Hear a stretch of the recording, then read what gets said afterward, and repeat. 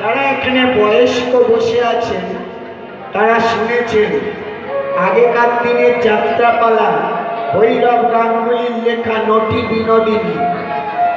আপনারা সবাই শুনেছেন নটি বিনোদিনী যাত্রাপালায় রামকৃষ্ণদেব বিনোদিনীকে বলেছিলেন, নটি বিনোদিনীকে বলেছিলেন, ওরে বিনোদ তুই একবার বল হরি গুরু গুরু হরি।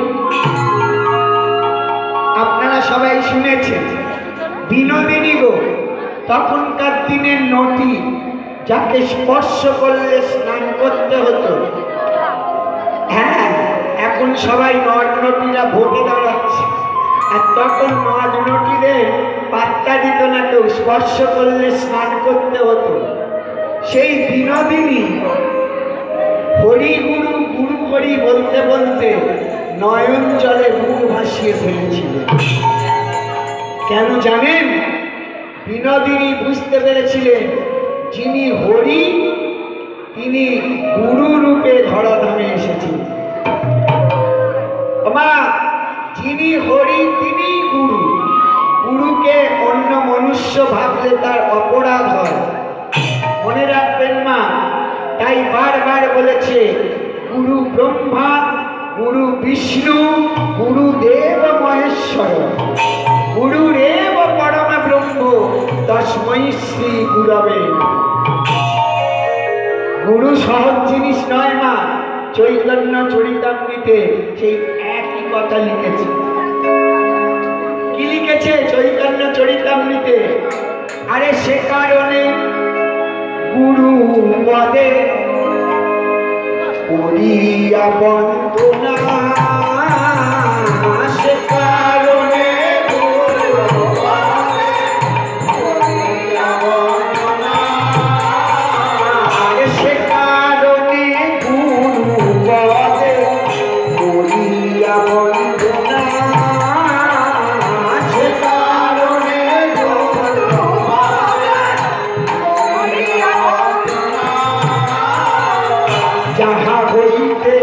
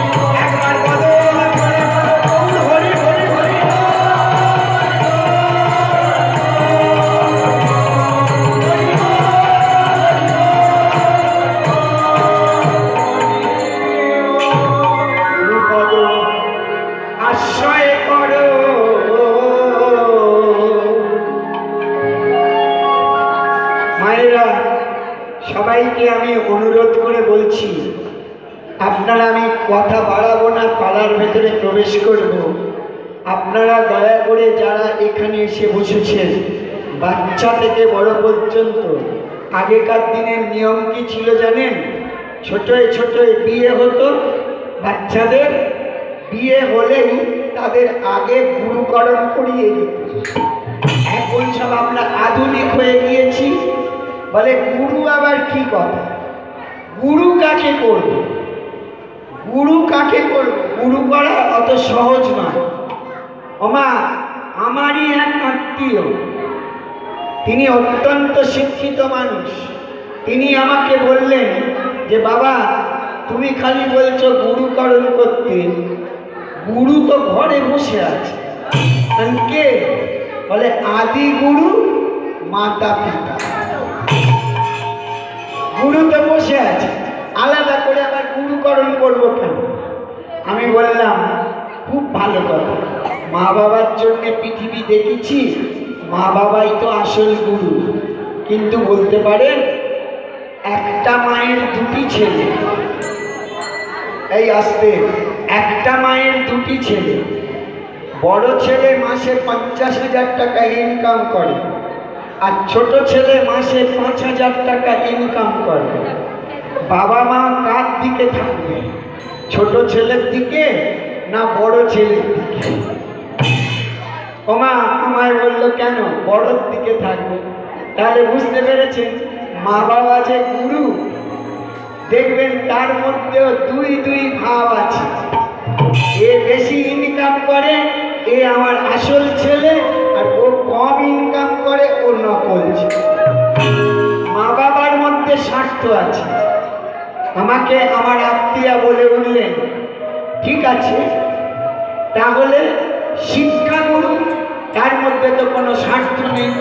আমি নিশ্চয়ই আছে, আপনার ছেলেকে যে লেখাপড়া শেখায়, আপনার ছেলেকে যে গান বাজনা শেখায়, তাকে আপনি 2 মাস মাইনে দেবেন না? দেখবো কেমন করে আপনার ছেলেকে গান বাজনা শেখায়। সে আস্তে আস্তে কেটে পড়বে, সে থাকবে না। এইবারে উল্টে আমাকে ধরেছে, তুমি যে বলছো দীক্ষা গুরু, দীক্ষা গুরু কি দেবে? দীক্ষা গুরু কি দেবে? আমাকে খেতে দেবে, আমাকে পড়তে দেবে, আমাকে কি দেবে? আমি বললাম দীক্ষা গুরু যা দেবে ও জিনিস কেউ দেয় না। আমি কি দেবে আমাকে জিজ্ঞেস করছি, আমি শোনো তাহলে বলি, দীক্ষা গুরু কি দেবে? ভগবানের সঙ্গে তোরে পরিচয় দেবে করে, ওরে ভুলিস না রে, ও তুই ভুলিস না রে, সেই তো আসল রথ। ভুলিস না রে, আসল রথ। তাই মাঝে মাঝে সাধু সঙ্গ করা প্রয়োজন।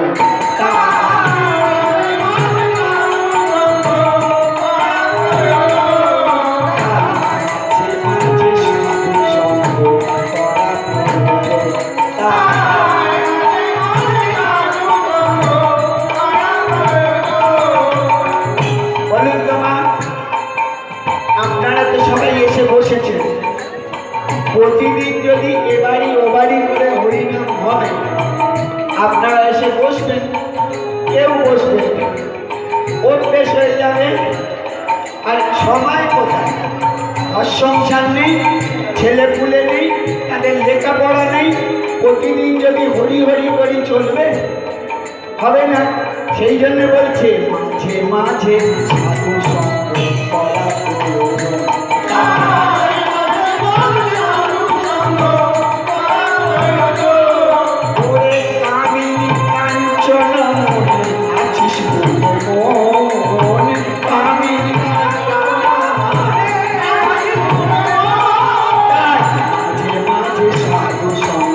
করা প্রয়োজন।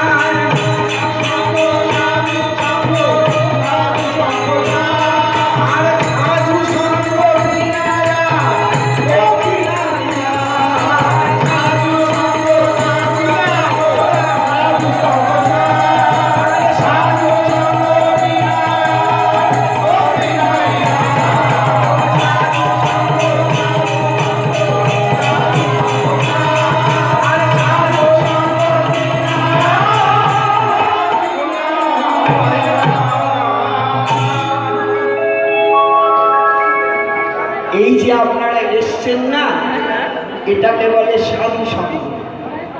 যেখানে ভাগবত পাঠ হবে, যেখানে গীতা পাঠ হবে, আপনারা গিয়ে বসবেন। বসলে দেখবেন সাধুদের কোনো জায়গা থেকে গেরুয়া বসন করে আপনার বাড়ি এলে একটু ডেকে নিয়ে বসাবেন। আমি বলছি তার কাছ থেকে অন্তত একটা কিছু উপদেশ আপনার জীবনে পেয়ে যাবেন। সাধু এমন জিনিস, সাধুকে কোনোদিন অবহেলা করবেন না। তাই মাগো, সবার আগে বলছি, গুরু নাম আশ্রয় করতে হবে, গুরু ছাড়া আমাদের গতি নেই। আসুন, আজকে আপনাদের কাছে শুরু করছি লীলা কথা। আপনারা ভালো করে শুনুন, কেউ গন্ডগোল করবেন না, মন দিয়ে শুনুন। ভগবানের চারটে ছেলে, আস্তে আস্তে। ভগবানের চারটে ছেলে, বড়, মেজ, সেজ আর ছোট। বুঝতে পেরেছ? ভগবানের কটা ছেলে? চারটে ছেলে, বড়, মেজ, সেজ আর ছোট। ওমা, দেখবেন লক্ষ্য করে, যারা বড় ছেলে হয় তারা একটু সংসারী হয়। মেজ ছেলে তুলনামূলকভাবে কম সংসারী হয়। সেজ ছেলে সে আরেকটু কম হয়। আর ছোট ছেলেগুলো দেখবেন আদরে আদরে গোবর হয়ে গিয়েছে, কিচ্ছু কাজ করে, খালি এদিক ওদিক ঘুরে। আস্তে আস্তে আপনারা যদি বলেন এসব কথা এখানে বলছো কেন? মা, এমনি বলিনি মা।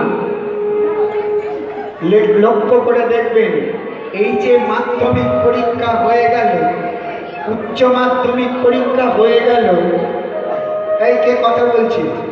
মাধ্যমিক উচ্চ মাধ্যমিক পরীক্ষা হয়ে গেল। লক্ষ্য রাখবেন আপনারা, আমি যদি মিথ্যে বলি আপনারা আমায় বলবেন। যারা ভালো ছেলে তারা দেখবেন কখন পরে আমরা দেখতে পাই, রাত্রির জেগে পড়ে পড়ে পড়ে পড়ে লুকিয়ে লুকিয়ে ফার্স্ট সেকেন্ড হয়ে যায়। আর যারা দুষ্টু ছেলে তারা দেখবেন এমনি সময়ে লাট্টু খেলছে, গুলি খেলে ঘুরে বেড়াচ্ছে। পরীক্ষার সময় মাগো 24 ঘন্টার ভেতরে 18 ঘন্টা চিৎকার করে করে পড়ছে। এমন পড়া পড়ে দেখলে মনে হবে যেন বমি উঠে আসে, পড়তে পড়তে মনে হবে যেন এরাই ফার্স্ট সেকেন্ড হবে। কিন্তু দেখলে বোঝা যায় রেজাল্ট বেরোলে যারা 18 ঘন্টা পড়েছে তারা শেষের দিক থেকে ফার্স্ট, আর যারা লুকিয়ে লুকিয়ে পড়েছে তারা ফার্স্ট সেকেন্ড হয়ে গেছে। ওমা, এই কথা বললাম কেন জানেন? ভালো করে শুনুন, গল্পটা শুনুন। ভগবানের চারটে ছেলে, বড় ছেলের নাম সত্য, মেজ ছেলের নাম ত্রেতা, সেজ ছেলের নাম তাপস, আর এই আমরা সব ছোট ছেলে বসে আছি। ওমা, সত্য যুগে ভগবানকে যখন ডাকত তখন না লুকিয়ে লুকিয়ে মুষ্টিমেয় কয়েকজন ডাকত। একদম মন দিয়ে শুনবেন, কেউ অন্যমনস্ক হবেন না। আমি গল্পগুলো করে যাচ্ছি, সকালবেলা উঠে আপনারা গল্প বলতে পারেন। সত্য যুগে ভগবানকে ডাকতে গেলে লুকিয়ে লুকিয়ে ডাকত। ত্রেতা যুগে ভগবানকে ডাকতে গেলে লুকিয়ে ডেকে ভগবানকে পেত। দ্বাপর যুগে লুকিয়ে ডাকত। আর কলি যুগে মাইক লাগিয়ে রাতের পর রাত ভগবানকে আমরা ডেকেই চলেছি। তার ফলটা কি হচ্ছে বলুন তো? খবরের কাগজ খুলে দেখবেন, তার ফলটা হচ্ছে খুন, ছিনতাই, রাহাজানি, নারী নির্যাতন। আমাদের দেশ ভরে গেছে। হ্যাঁ গো, এত হরিনামের মধ্যে এত খুন জখম হচ্ছে কেন? কেন জানেন? আমরা সব ছোট ছেলে তো, 18 ঘন্টা চিৎকার করে করে হরিনাম করছি তো, ফল একদম এইটুকুও ফল হচ্ছে না। সব শেষের দিক থেকে ফার্স্ট হয়ে যাচ্ছে। কোনো লাভ হচ্ছে না আমাদের হরিনাম করে। কারণ হরিনামের মধ্যে দেখবেন এ ঘুমোচ্ছে, ও গল্প করছে, ও নানান রকমভাবে রয়েছে, কোনো ফল হচ্ছে না। শুধু হরিনামটাই হচ্ছে আর শ্যামল বাবুর পয়সা খরচা, এছাড়া কিচ্ছু হচ্ছে। ওমা, সবচেয়ে বড় কথা, সত্য যুগে লুকিয়ে ডাকতো কোথায় জানেন? আপনারা একটু বলবেন, যত বলবেন এই জায়গাটা পবিত্র হয়ে যাবে। আমার সঙ্গে সঙ্গে বলবেন। সত্য যুগে লক্ষ্মী নারায়ণের মূর্তি তৈরি করে লুকিয়ে লুকিয়ে ভগবানকে ডাকতো। কি বলে ডাকতো আমি বলছি, আপনারা বলবেন। নারায়ণ পড়া বেদা, নারায়ণ পড়া খরা, নারায়ণ পড়া মুক্তি, নারায়ণ পড়া,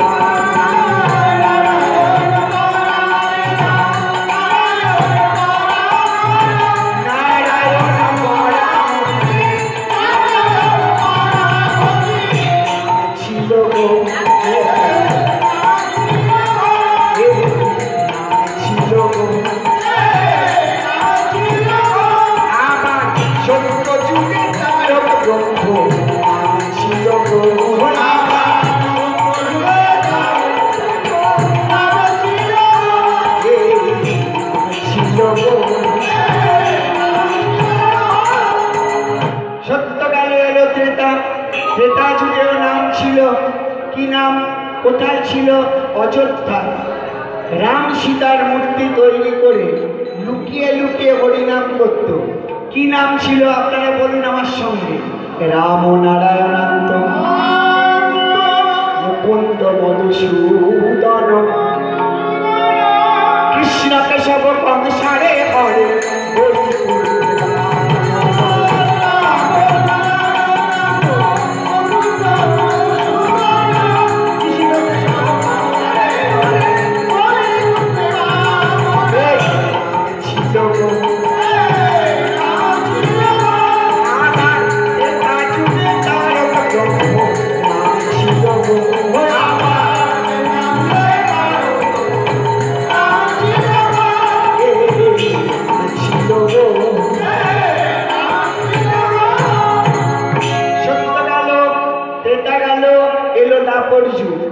দাপর যুগে লুকিয়ে নাম হতো কোথায়?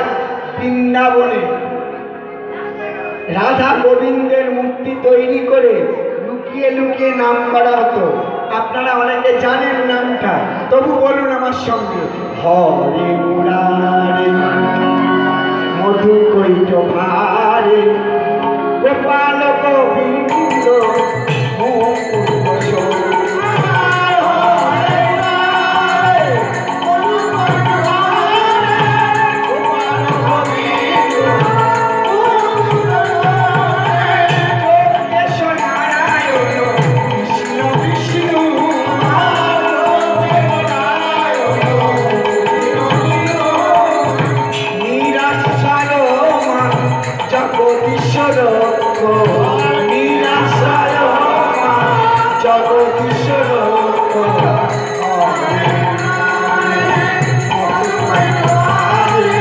গোপাল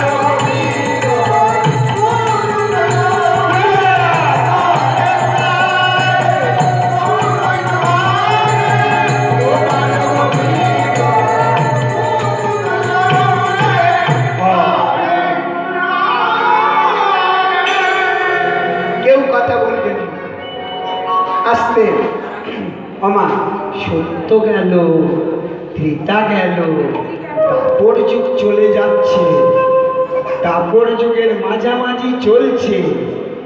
এমন সময় হঠাৎ দেবাদিদেব মহাদেব তিনি সমস্ত দেবতারা প্রত্যেক যুগে আগে এসেছেন, তারপরে ভগবান এসেছে। আপনাদের এখানে যদি প্রধানমন্ত্রী এসে হাজির হয়, লক্ষ্য রাখবেন তিনি ফট করে আসবেন না, তার মরবার মোবাইল নেই, আগে থাকতে আসবেন না। ওমা আগে সব ফোর্স পাঠিয়ে দেবে, দিয়ে বলবে যাও মাটি চেক করো, কমটম আছে কিনা দেখো, সব চেক টেক করে নিয়ে গ্রিন সিগন্যাল দিলে তবে তিনি না। সত্য যুগে ভগবান আসার আগে দেবতারা এসে সব মাটি পরীক্ষা করে সিগন্যাল দিয়েছে, ভগবান। ত্রেতা যুগেও সিগন্যাল দিয়েছে ভগবান, দাপর যুগেও সিগন্যাল দিয়েছে, তবে ভগবান এসেছে। আগে দেবতারা সিগন্যাল দিয়েছে, তারপরে ভগবান এসেছে। মা দাপর যুগ মাঝামাঝি চলছে, দেবতারা বলা বলি করছে, এরপরে তো কলিযুগ আসছে, এরপরে তো কলিযুগ আসছে। কলিযুগে হরিনাম শুনতে শুনতে সবাই ঘুমোয়, গল্প করে, এদিক ওদিক করে, এদের জন্য ভগবান আসবে চ আর বোধহয় আসবে না। দাপর যুগের মাঝামাঝি টাইমে বলছি, আর বোধহয় আসবে না, চল আমরা সব যে যার জায়গায় চলি। না, দেবতারা সব চলে গেল, কলিযুগের কি হবে গল্প শুনুন, অদ্ভুত পালা। ওমা এক দেবতার টনক নড়েছে, তিনি খালি বসে বসে ভাবছেন যে কলির জীবের কি করে উদ্ধার হবে। সব দেবতা তো চলে গেল, তাহলে এদের কি হবে, এই মনে করে ঠাকুমা হঠাৎ করে যার টনক নড়েছে তার কে জানে, যাকে আমরা সবচেয়ে বেশি রাস্তার পাশে আকন্দ ফুল, কলকে ফুল দিয়ে পুজো করি, যাকে বেলপাতা গঙ্গার জল দিয়ে পুজো করি, দেবাদিদেব মহাদেবের টনক নড়েছে। কলির জীবের কি হবে? এই যে ঠাকুমা গল্প পরে করবে, গল্পটা শোনো, এদিকে দেখো, এদিকে দেখো, গল্প শোনো। দেবাদিদেব মহাদেবকে টনক নড়েছে, বলছে দেখি কি হয়। এই মনে করে ভাবছে কলির জীব তাহলে কি করে পাবে। ধ্যানস্থ হয়ে জানতে পারল সত্য যুগে এসেছিল লক্ষ্মী নারায়ণ, ত্রেতা যুগে তারাই হয়ে এসছে রাম সীতা, দাপর যুগে তারাই হয়ে এসছে রাধা গোবিন্দ। বলে যখন প্রপার চ্যানেলে যখন আসছে, তাহলে নিশ্চয়ই কলিযুগে এই চ্যানেলেই আসবে। গাঁজা খেতে পারে মাগো, বলে না মাতাল হতে পারে, তাহলে ঠিক আছে, গাঁজা খেতে পারে। সঙ্গে সঙ্গে মনে মনে করছে দেখি রাধা গোবিন্দ দাপর যুগে এখন কি করছে। মা গিয়ে দেখে, ভালো করে ধ্যানস্থ হয়ে জানতে পারল রাধা গোবিন্দ রাসলীলা করেছে। ওমা যা রাধা গোবিন্দের কাছে একবার যাই। মা পাটা বাড়িয়েছে যাবে বলে, পাটা বাড়িয়েছে যাবে বলে হঠাৎ মনে হলে রাসলীলা তো মেয়েরা করে। এই কথা বলিস না, রাসলীলা তো মেয়েরা করে, তার মধ্যে তো একা পুরুষ ভগবান, তাহলে কি করে আমি যাব, আমাকে কি ঢুকতে দেবে? এই মনে করে দেবাদিদেব মহাদেব মনে করলো আমার বউটাকে যদি সঙ্গে নিয়ে যাই তাহলে বোধহয় ঢুকতে দেবে। ওমা কৈলাস নয় খুঁজেছে, বউকে খুঁজে পাবে। মা গো মা, আমাদের বউ একটুখানি চোখের আড়াল হলে আঁচড় কামড় ধরে, আর দেবাদিদেবের বউ হারিয়ে গেছে, সে পাগল হয়ে গেছে। এই নন্দী,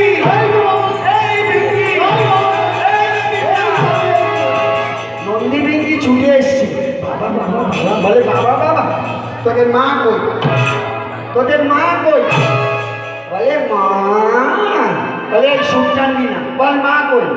বলে বৃন্দাবনে, বৃন্দাবনে রাধা গোবিন্দ রাসলীলা করছে, মাকে নেমন্তন্ন করছে। বাচ্চা বাচ্চা মেয়েরা রাসলীলা করছে, সেখানে বুড়ি মানুষকে নেমন্তন্ন করছে। না গো বাবা না, সেই জন্যে না। বলে তাহলে কি জন্যে?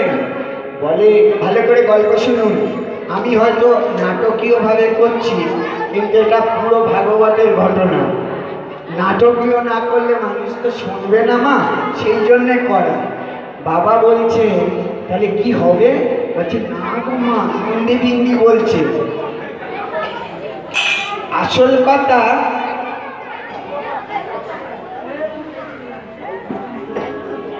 আসল কথা মা মাকে নেমন্তন্ন করেছে কেন জানো?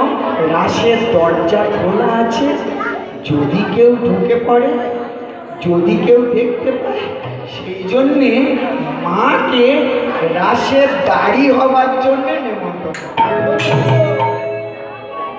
বাবা বলে কি বললি? তোর মা কি পায় দাড়ি? তাহলে তো আমি এমনিতেই রাধা গোবিন্দের কাছে চলে যাও। ও মা, আপনাদের এখানে কলকাতার পার্টি যাত্রা করতে এসছে, আপনার ছেলে গেট কিপার। আপনি মনে করলেন আমার ছেলে যখন গেট কিপার, আমার টিকিট কাটতে লাগবে না, এমনি ঢুকে যাও। বাবা মনে করলো আমার বউ যখন গেট কিপার, তাহলে এমনি ঢুকে যাও। এই বলে মা গো গলা অবধি গাঁজা খেয়েছে, খেয়ে ওপর থেকে নেমে নেমে আসছে। হ্যাঁ গো মা, নেমে নেমে আসছে, আর ওপর থেকে যে নামছে না মা, বাবা তো দেখেছেন তো, বাবার মন্দিরে গিয়ে দেখবেন বাবার এই বিরাট বিরাট ঠাই, এইরা মোটা মোটা থাক। ও মা পড়ছে মাটিতে, যেন না ভূমিকম্প হচ্ছে, মর্তধাম কাঁপছে। ও মা গোপিনীরা বলে রাসমঞ্চ থেকে, বলে হ্যাঁ গো কাঁপছে কেন? ভূমিকম্প হচ্ছে? বলে না, ফুলের ফাঁক দিয়ে দেখো। ও মা দেখে না বাবা আসছে। ও মা আপনারা একটু জোরে জোরে বলে দেবেন, হ্যাঁ, কেননা এখানে যদি ভূমিকম্প হয় আমার কোনো দোষ নেই। বাবা আসছে, কিরম আসছে দেখো, এই দেখো, এই দেখো।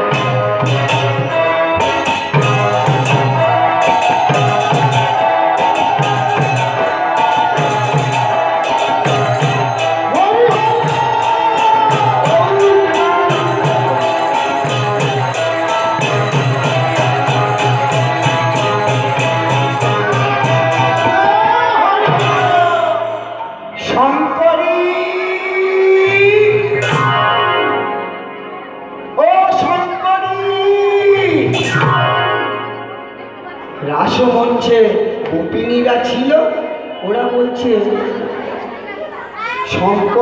শঙ্করী রাসের দাঁড়ে দাঁড়িয়েছিল। বলছি আমার বুড়োটার গলা মনে হচ্ছে না, মনে হচ্ছে না আমার বুড়োটার গলা, দেখি দেখি।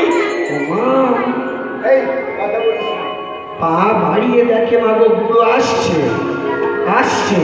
ও মা, মা কি লজ্জা পেয়ে গেছে, এক্ষুনি ওই লোক যদি আসে কি করেছে আমি খালি বলে এখান থেকে চলে যাই, এখান থেকে চলে যাই, এখান থেকে চলে যাই। ও মা গেটের কাছে এসে বলছে শঙ্করী, ও শঙ্করী। বলে কেন আসতে? আমার বউয়ের সঙ্গে কথা বলবো, আসতে কথা বলবো, বেশ করবো, জোরে কথা বলবো। শঙ্করী বলে বাবা চুপ করে। বলে কি হয়েছে বলো? বলে আমায় দেখাও। বাবাও মার সঙ্গে ব্ল্যাকমেল করছে, আমায় দেখাও, আমায় দেখা। বলে কি? আমায় রাস দেখাও গো, রাস দেখাও।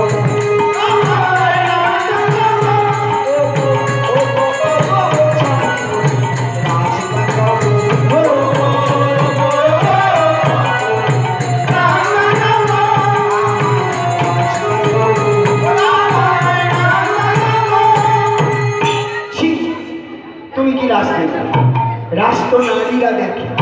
রাস কি পুরুষরা দেখতে আছে? যাও চলে যাবেন দেখে। ওমা বাবা মনে মনে করছে যে পুরুষদের তো দেখতে নেই। হ্যাঁ বলছে, শঙ্করীকে বলছে, ও শঙ্করী একটা কথা বলবো, একটা কথা বলবো। বলে কি? যে আচ্ছা পুরুষকে জানেন? এই ত্রিজগতে পুরুষ হচ্ছে তিনজন, ব্রহ্মা, বিষ্ণু আর মহেশ্বর। এছাড়া পুরুষ কেউ নেই।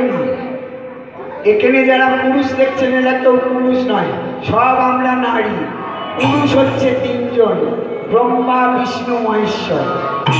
বাবা মনে মনে করলো তাহলে কি করে আমি কলির জীবকে উদ্ধার করব, কি করে রাধা গোবিন্দের সঙ্গে দেখা করব। ও শঙ্করী, শঙ্করী একটা কথা বলবো। বলে কি? যদি, বলে কি যদি? বলো। নারী সাজি গো,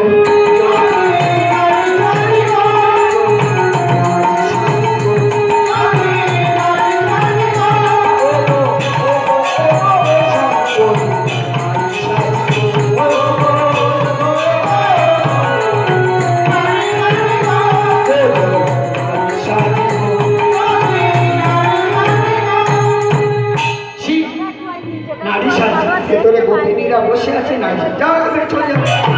ওমা এমন হাত মেরেছে, বাবা 3 বিঘ্রাজিকে সরে গেছে। আস্তে বাবা সরে গিয়ে মনে মনে করছে, আমি তো কি সুন্দর ছাই ভস্য মেখে ফর্সা, আমার নাকটা তো কি সুন্দর টিকালো, চোখগুলো কি সুন্দর টানা টানা, নারী সাজলে কি খুব একটা খারাপ দেখতে লাগবে?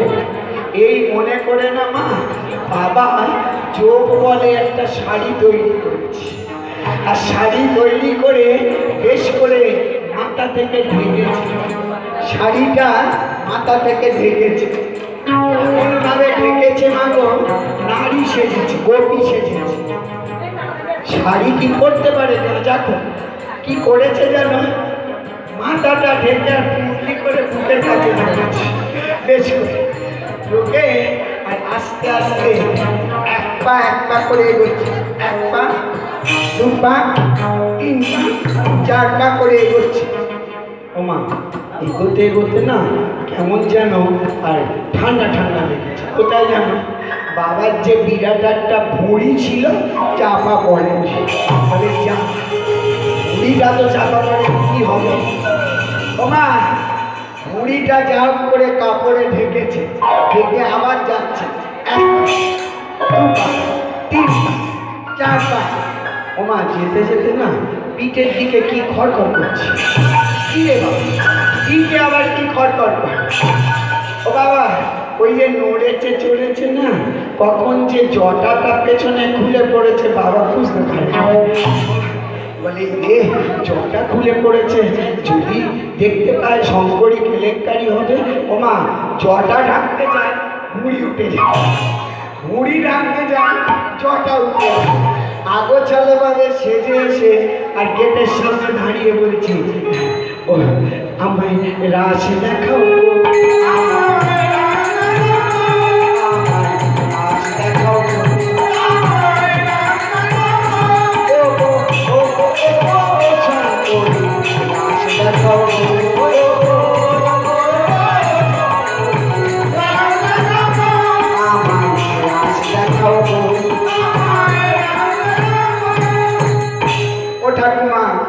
শঙ্করী গেটের বাইরে পা দিয়ে দেখে, কে রে বাবা?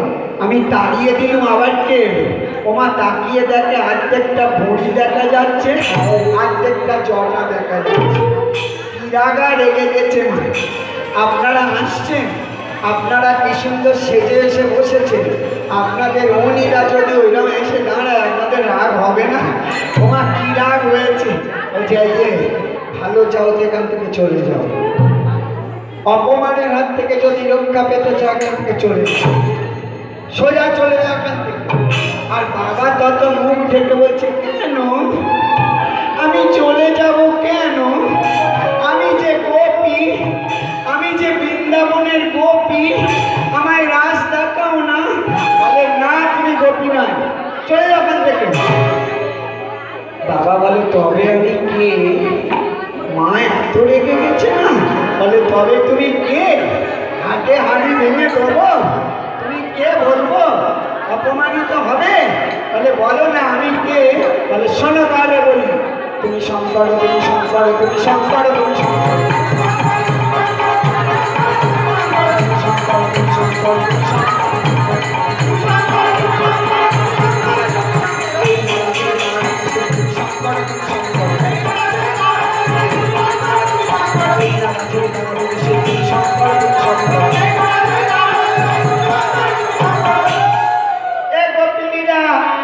দেখে যা দেখে যা। আরে কি মা, তোরা সব দেখবি, আয়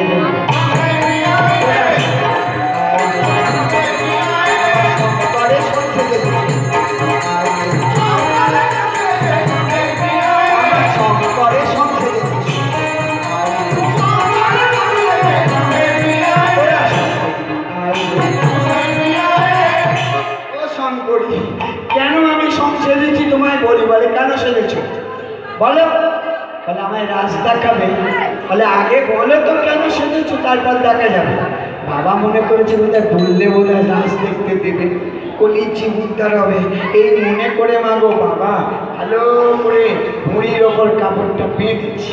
বেঁধে বলে তাহলে বলি আমি কেন করি আমি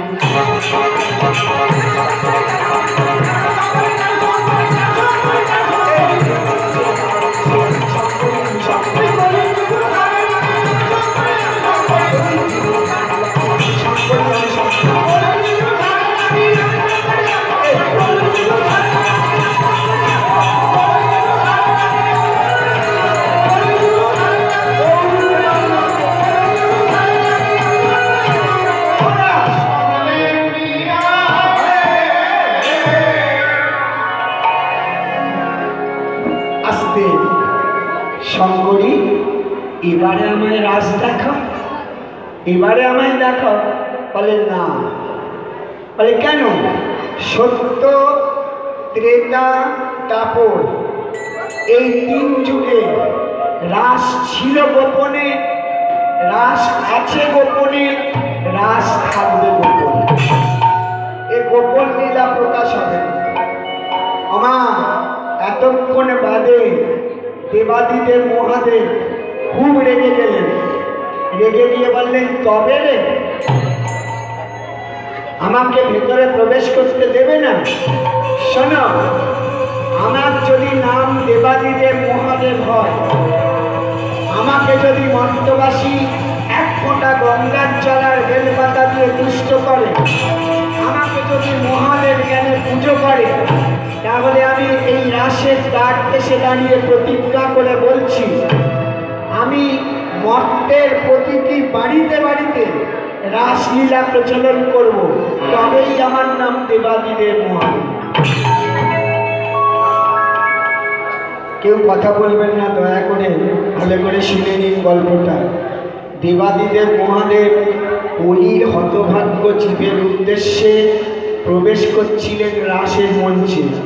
তাকে প্রবেশ করতে দিল না, নিজের স্ত্রীকে অভিশাপ দিল। গল্প করলে কিচ্ছু বুঝতে পারবেন না। নিজের স্ত্রীকে অভিশাপ দিল, বলল শঙ্করী, তোমাকে ভগবান রাসের দাড়ি করেছে বলে তোমার এত অহংকার, দাড়ি হয়ে এত অহংকার যে তুমি তোমার স্বামীকে ভেতরে প্রবেশ করতে দিলে। আমি তোমাকে অভিশাপ দিচ্ছি, আগামী জন্মে তুমি কোনো নারী হয়ে জন্মাবে না, কোনো পুরুষ হয়ে জন্মাবে না। আগামী জন্মে তুমি কদলী বৃক্ষ কলা গাছ হয়ে জন্মাবে। মর্তধামে যেখানে যেখানে যা পূজা হবে, তুমি সেখানে দরজার ধারে দুটো দাড়ি হয়ে দাঁড়িয়ে থাকবে। আমার লক্ষ্য রাখবেন, যে কোনো পুজোয় দরজার কাছে দুটো কলা গাছ পোতা থাকে। মা বাবা অভিশাপ দিয়েছিলেন, কলা গাছ দুটো হলো মা যোগমায়া, দাড়ি হয়ে দাঁড়িয়েছে। আর চিৎকার করে বলে উঠলেন, শোনো প্রাণ গোবিন্দ,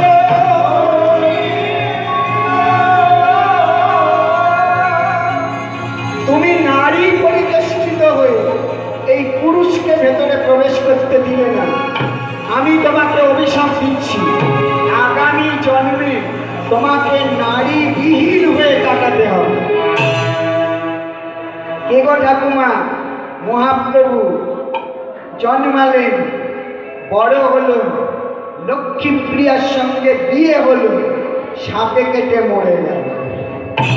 বিষ্ণুপ্রিয়ার সঙ্গে বিয়ে হলো, রাত্রির বেলায় পদযুগল জড়িয়ে ধরে বিষ্ণুপ্রিয়া শুয়ে থাকেন, যদি পালিয়ে যায়। একদিন হাত ছেড়ে গেল, প্রভু আমার চলে গেলেন। সুরধনী গঙ্গা পেরিয়ে ওপারে কাঞ্চননগরে গিয়ে কেশব ভারতীর কাছে সন্ন্যাস দীক্ষা নিয়ে তিনি সন্ন্যাসী হয়ে গেলেন। সন্ন্যাসী হবার পর তিনি ঘোষণা করলেন, আজ থেকে, এই মুহূর্ত থেকে আমি আমার মা ছাড়া অন্য কোনো নারী মুখ দর্শন করব না। মা সারা জীবন নিজের সদ্য বিবাহিতা স্ত্রী বিষ্ণুপ্রিয়ার মুখ দর্শন জীবনে তিনি করেননি, অন্য নারী তো দূরের কথা। এর নাম মহাপ্রভু। আজকের আমরা সবাই এসে এই মহাপ্রভুর কাছে বসেছি কেন? অত বড় ত্যাগ স্বীকার আজ পর্যন্ত কোনো মনীষী করতে পারেন মহাপ্রভুর মতন। মা দেবাদিদেব মহাদেব রাসের দ্বারদেশে প্রণাম করে তিনি বললেন, আমি কৈলাসে যাব না, আমি মর্তধামে যাব, গিয়ে আমি সারা মর্তধামে নাম প্রচার করব, রাসলীলা প্রচার করব। তিনি আর কৈলাসে ফিরে গেলেন না, এইবারে পালা আরম্ভ। ওমা পালা শুরু, এটা হচ্ছে পালার মুখ, ভালো করে শুনুন। দেবাদিদেব মহাদেব মর্তধামে শান্তিপুরে, নবদ্বীপের ওপারে শান্তিপুর, একটা ব্রাহ্মণের ঘরে জন্ম নিলেন। বললে তো হবে না কে তার বাবা, কে তার মা। আমি এই পালাটা ধরতাম না মা, অন্য পালা করে চলে যেতাম। আমি এখানে গান গাইতে এসে দেখি সবাইয়ের কপালে মোটামুটি তিলক দেয়া রয়েছে। তাই আমার ইচ্ছে হলো যে এই পালাটা করলে যেন আপনাদের পক্ষে উপযুক্ত হবে, সেই জন্য এই পালাটা করলাম। ওমা দেবাদিদেব মহাদেব জন্মালেন শান্তিপুরে। কে তার বাবা, কে তার মা, ভালো করে মুখস্থ রাখবেন। কুবের পণ্ডিততায় শুদ্ধ সত্য দুজনায়, আর কুবের আর কুবের পণ্ডিততায় শুদ্ধ সত্য দুজনায়,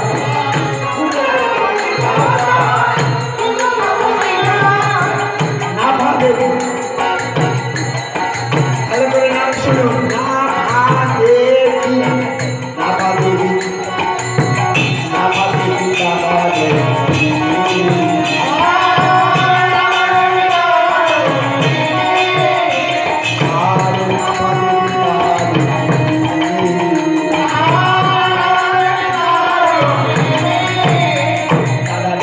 কৃষ্ণ